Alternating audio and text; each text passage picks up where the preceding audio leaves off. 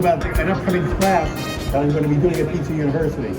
And I'll be doing it with Scott Wiener, who is going to try to join us. He's judging today at the final round of the Pizza Con.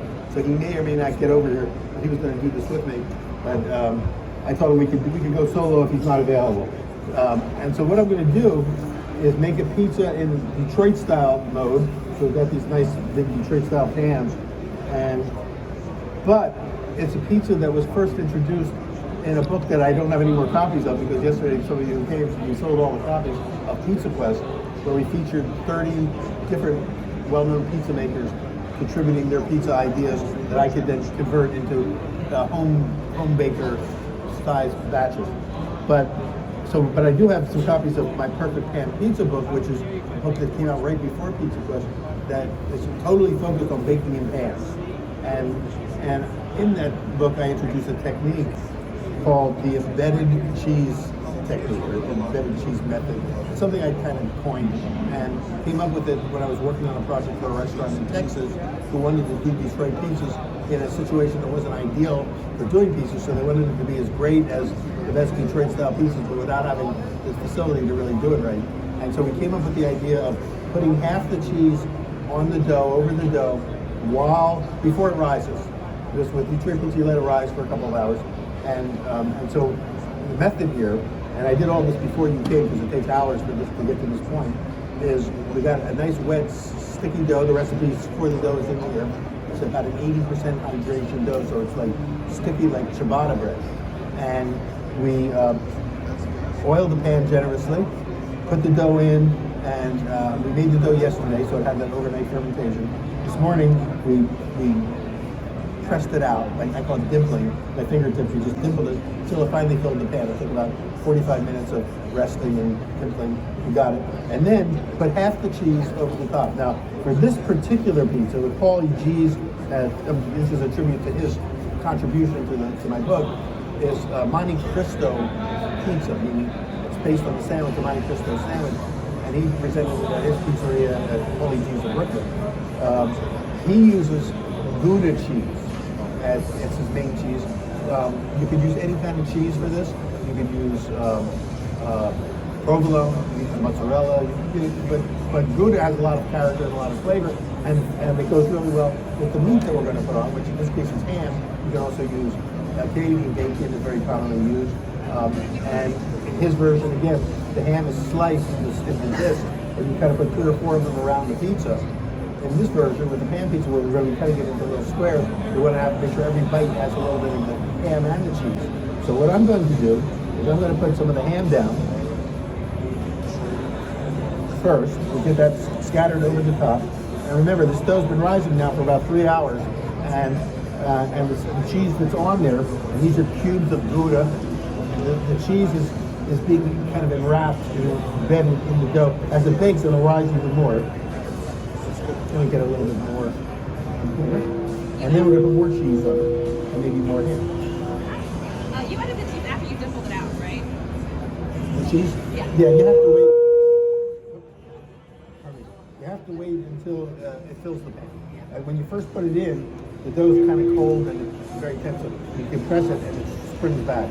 But every time you let it rest, it goes a little further each time. So when I got it to cover the whole pan, then I put the cheese in.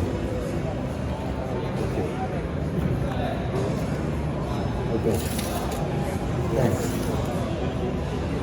Okay, we got my pan on here for now. Now we'll get some more cheese. So it's about half the cheese is on at this stage, and then the other half. Now we were kind of running low on the Gouda, so we also supplemented this with provolone. And both of those cheeses are really good for this kind of pizza because they melt like a mozzarella, but they have a lot more characteristic flavors. And will stand up to the flavor of the ham. And then the kicker to the whole thing, when it comes out of the oven, when it's finished baking, we will put some maple syrup over the top. And again, that's all I'm giving, credit to Paulie G. This is his concept. We're just doing our version of it. We're doing the modified version of the Paulie G's Monte Cristo pizza. So a little more cheese. This cheese one, now you'll notice that the cheese is cut into cubes, not shredded. And the reason is that this pizza takes about 15 to 18 minutes to bake. We don't know for sure. I haven't worked in this oven before, so I have no idea how long it's going to take to bake this time. So we're allowing, I'm going to check it 15. It could take 18. In my home oven, it takes 18 minutes.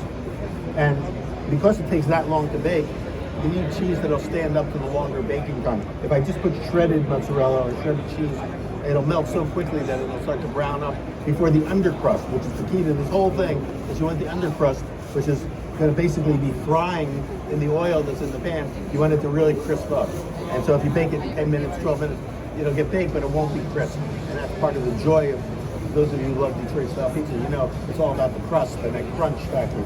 So I think we've got enough cheese and everything else on here.